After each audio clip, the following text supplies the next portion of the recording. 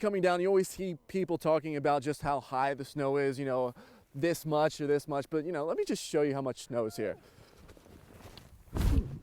Alex has a camera right at her front door, which got great video of the crook committing this crime.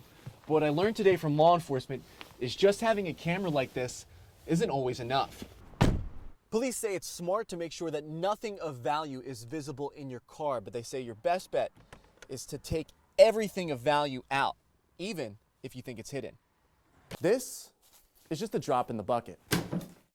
King County Sheriff's officials are investigating the officer-involved shooting aspect, and Seattle police will have more information on exactly what happened here. But again, a scary situation, as Seattle police are saying a woman was firing a gun as two people were inside. It was a couple.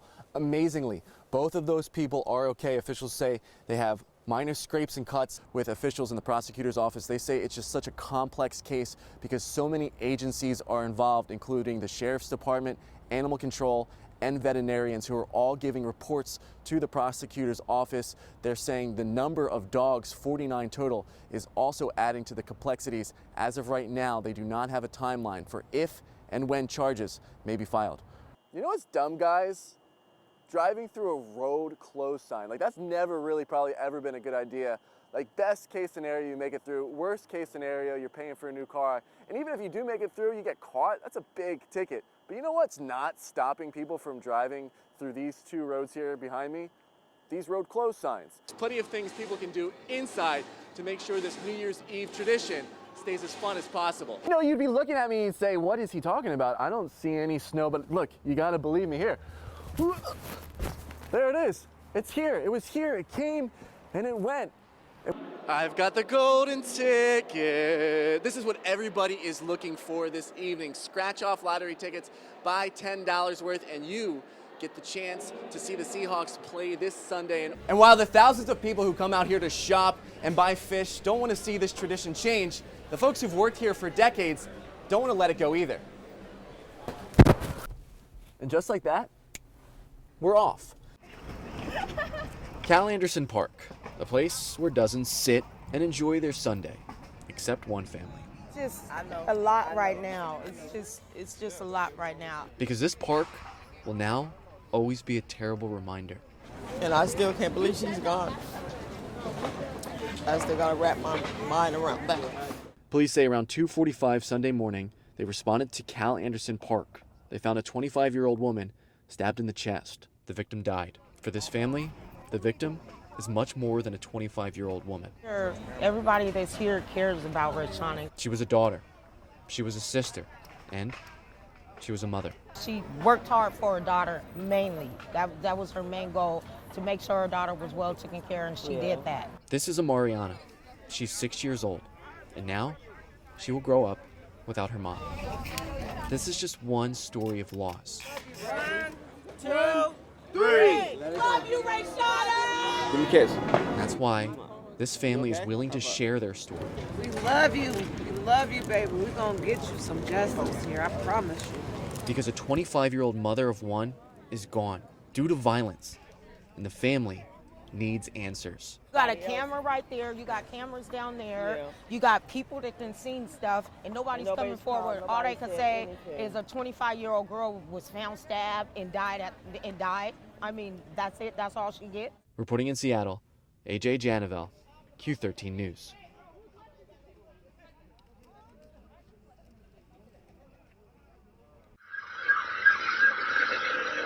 Saw a car speeding down,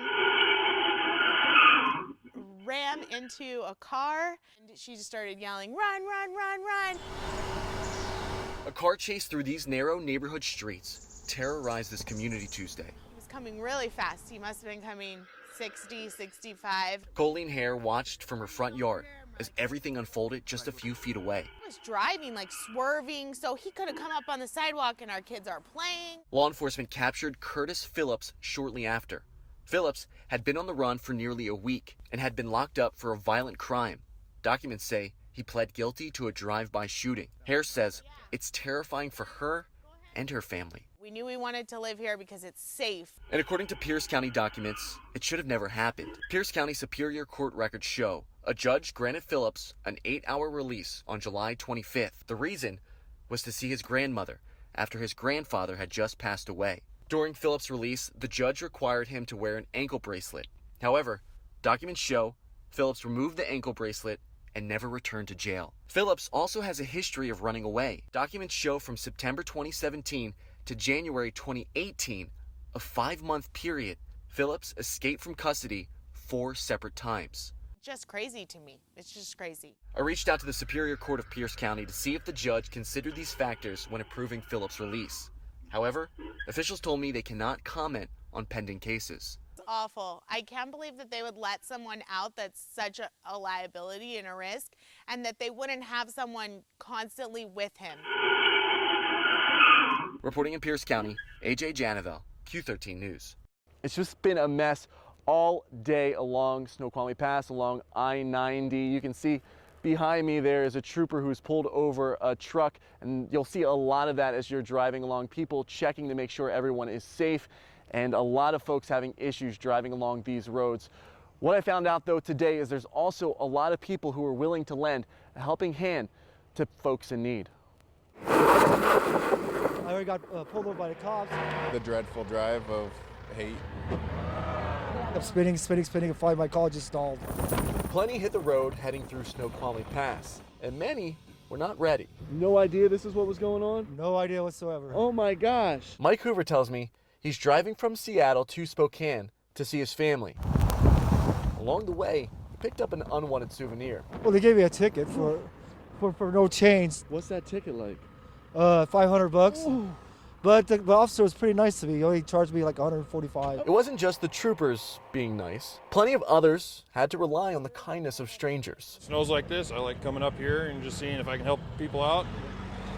Lathan Dillio drove up from Burien. He's towing people out of the snow, but he helped Kyle Kitzman get these chains on for free. I hear you're a hero. Okay, good enough. Something Trish Tricky I'm making a quick pit stop because you're a hero. is pretty familiar with. But this is the very beginning of what's going to be a good season. When the snow gets bad, you can usually count on seeing Tricky out helping people who are stuck near Snoqualmie Pass. It's my good deed forward. Forward and back. Tricky says Friday she'd been out for a few hours, driving around, finding people in need of help. Hey girl. Whoa, whoa, whoa, whoa. But every time I leave the driveway, someone else is stuck. Right. An easy job for her, Welcome. What was your name? but one Abby. these people appreciate. Nice to meet you too.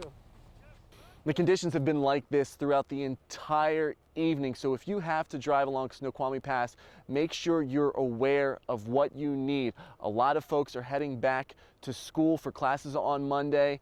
Make sure you have your chains if you have to have them on, if you just have to have them in your car, because you know what? If you get pulled over and you don't have them, best case scenario, you're paying a hefty fine. Worst case scenario, if you don't have those chains, well, we don't want to talk about that. Reporting here in Snoqualmie Pass, I'm AJ Janavel for Q13 News. Sometimes life deals us what seems like a knockout punch. It works, it works. And we decide if we're going to stay down for the count. In a small workout room, It is fairly small for the amount of people, but we make it work. tucked behind the Snohomish Fitness Center, Setting up tasks for them to do. Lorraine McCurry gets ready for a packed house. Alrighty, do you guys need a drink of water? Head coach McCurry is training fighters.